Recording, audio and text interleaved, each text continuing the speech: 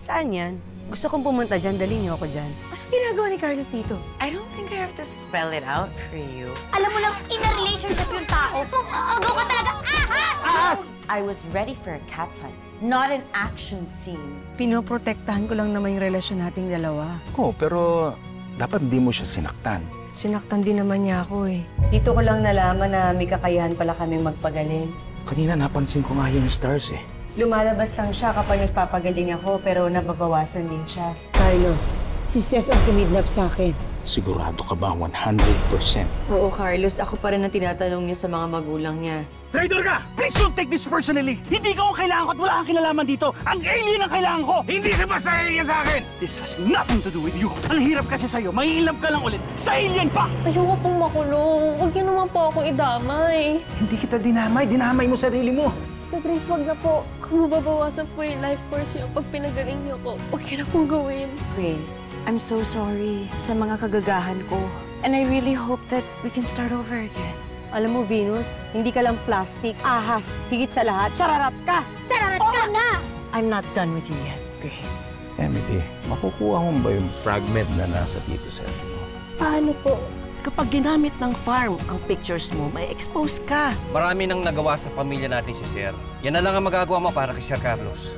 Ninong, sunduin niyo na po ako, please. Ayoko na po dito. Alam mo si Emily kasi gusto rin makabawi dun sa mga pagkakamali niya sa atin.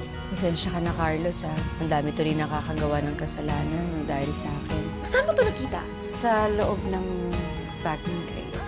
Ate Grace is like me pala, an alien enthusiast. I'm sure that her and I would get along super well. I'm sure may iba pang tinatagong babae.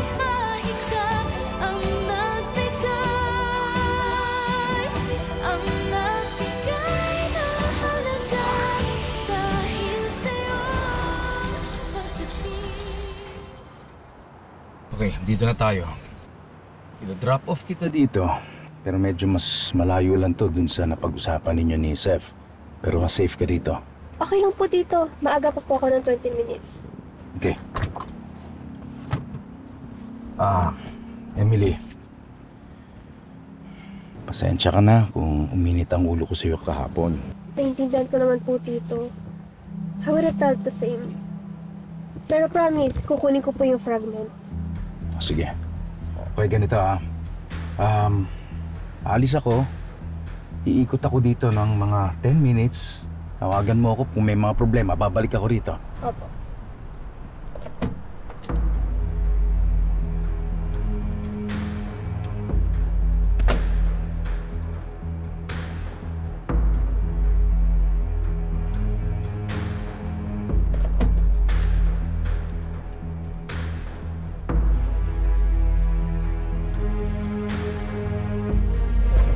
Carlos. Sige, ika.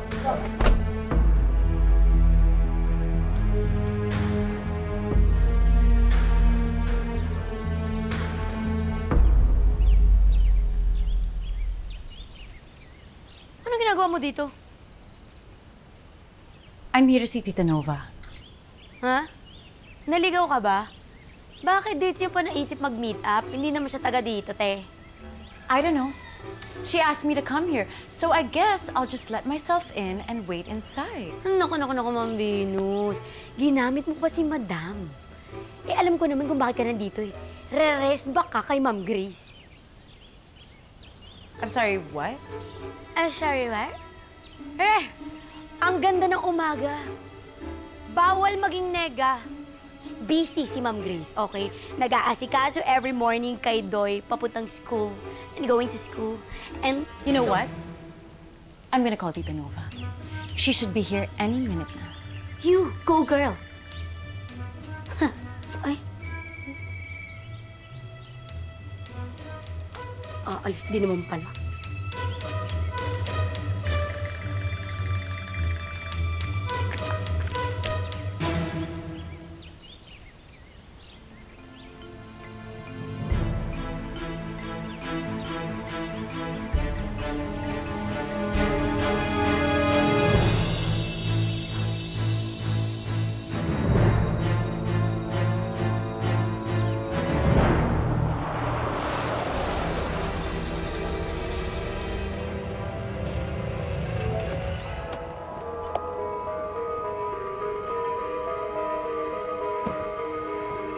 Ninong, Emily, what happened to you?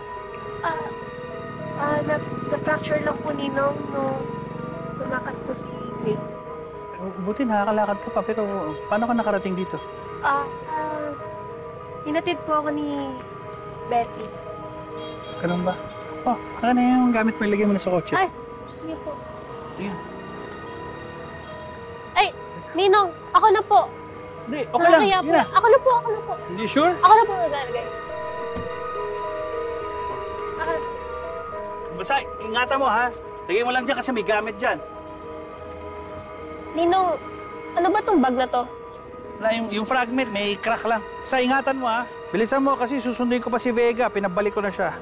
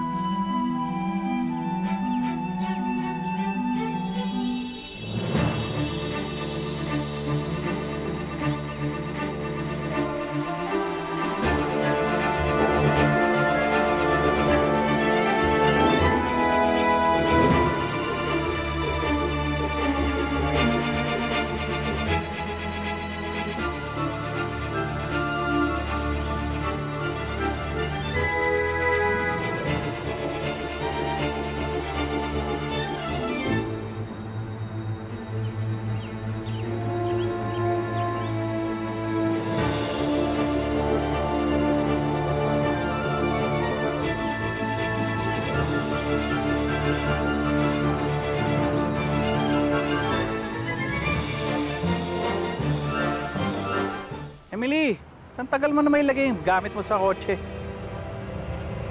Emily? Emily?